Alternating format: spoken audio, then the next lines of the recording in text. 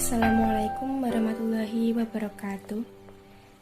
Saya Fadila Putri Astuti dengan nomor induk mahasiswa 203141181 dari program studi PGMI kelas 3F Fakultas Ilmu Tarbiyah Universitas Islam Negeri Raden Mas Said Surakarta. Pada kesempatan kali ini saya akan memberikan sebuah cerita yang berjudul Syekh Al-Bazaz yang selamat dari badai. Pada suatu ketika, ada seorang syekh yang bernama Syekh Al-Bazaz sedang melakukan ibadah haji. Saat ia berada di Masjidil Haram, tiba-tiba ia merasa sangat lapar, tapi ia tidak mempunyai makanan untuk mengganjal perutnya. Ia pun terus mencari sesuatu yang bisa dimakan olehnya. Namun, ia tidak mendapatkan apa-apa. Dalam pencariannya, ia menemukan sebuah kantung berbahan sutra. Ia pun membawa kantung sutra itu ke dalam rumah tinggalnya di Mekah. Sesampainya di rumah, ia pun membuka kantong dari kain sutra itu. Alangkah terkejutnya ia ketika melihat sebuah permata cantik yang ada di dalam kantung itu. Ia pun buru-buru mengikatnya kembali dan meneruskan mencari makanan. Saat ia sedang mencari makanan, tiba-tiba ia mendengar suara seorang tua berteriak dari kejauhan. Barang siapa yang menemukan kantong sutra akan diberi hadiah 500 dirham emas. Sekarang aku sangat lapar. Apakah aku harus mencuri kalung permata ini atau mengembalikan kepada seorang tua itu saja? Tidak, aku harus mengembalikannya pada orang itu, ujar Syekh Al-Bazaz di dalam hati. Wahai bapak, kemarilah, ayo ke rumahku, ajak Syekh kepada orang tua itu. Aku kehilangan sebuah kantung sutra. Orang tua itu menyebutkan ciri-ciri kantung sutra yang hilang. Bapak, inilah kantung sutra yang seperti ciri-ciri yang bapak sebutkan, kata Syekh Al-Bazaz. Inilah uang 500 dirham emas sebagai hadiah dariku untukmu.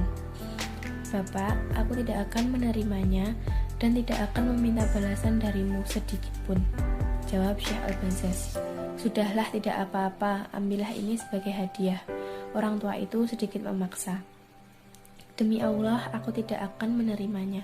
Aku hanya mengharapkan pahala dari Allah Subhanahu wa Ta'ala, jawab Syekh Al-Bazaz. Dan kemudian orang tua itu pun pergi. Setelah orang tua itu pergi, Syekh Al-Bazaz tidak merasa ada penyesalan karena dia tidak mengambil hadiah yang ditawarkan oleh orang tua itu.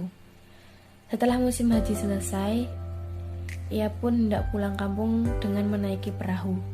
Dalam perjalanan pulang, perahu yang ditumpanginya diterjang badai ombak yang bergulung sangat besar dan angin yang meniup sangat kencang. Perahu yang ia tumpangi pun terpecah belah dihantam badai dan kemudian tenggelam. Semua penumpang perahu itu terlempar ke laut beserta semua barang yang diangkut dalam perahu. Namun, Syekh Al-Bazaz selamat. Dengan berpegang pada pecahan kayu sisa perahu, ia pun terapung-apung selama beberapa hari di lautan, hingga akhirnya ia terdampar di sebuah pulau.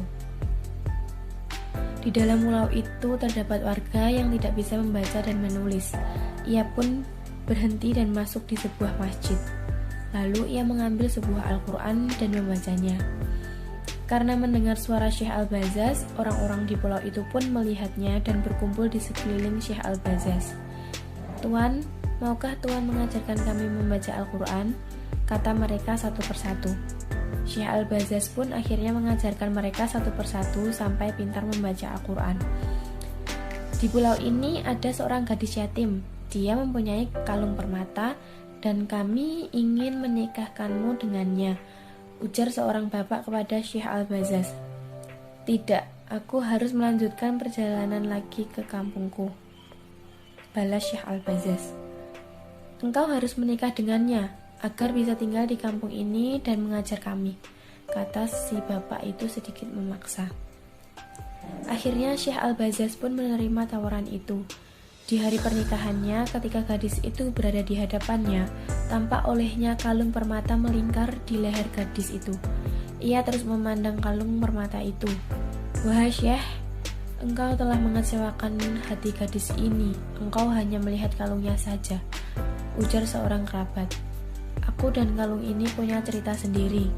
Syekh Al-Bazaz pun menceritakan kisah yang terjadi dahulu dengan kalung itu. Setelah mendengarkan cerita Syekh Al-Bazaz, orang-orang di sekelilingnya mengucapkan takbir. "Ada apa dengan kalian tiba-tiba bertakbir dan bertahlil?"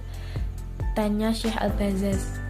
Orang tua yang dahulu kehilangan kalung itu adalah ayah si gadis yatim ini. Selama perjalanan pulang dari ibadah haji, ia tidak henti-hentinya berdoa, "Ya Allah, aku tidak pernah bertemu dengan seorang muslim sebaik laki-laki yang telah menemukan kalung permataku. Ya Allah, pertemukanlah aku dengan sekali lagi, agar bisa kunikahkan putriku dengannya." Dan sekarang doa itu terkabul. Hikmah dari cerita yang sudah saya sampaikan, yaitu Allah akan membalas yang terbaik dari apa yang sudah kita lakukan. Seperti Syekh Al-Bazaz, ia tidak mau menerima imbalan apa-apa dari kalung permata itu. Dia hanya mengharapkan ridho Allah SWT. Sebagai gantinya, Syekh selamat dari badai dan ia pun menikah dengan putri dari bapak tua pemilik permata yang sempat hilang dan mendapatkan kembali kalung permata itu. Cukup sekian sepotong cerita yang dapat saya sampaikan. Kurang lebihnya saya mohon maaf. Wassalamualaikum warahmatullahi wabarakatuh.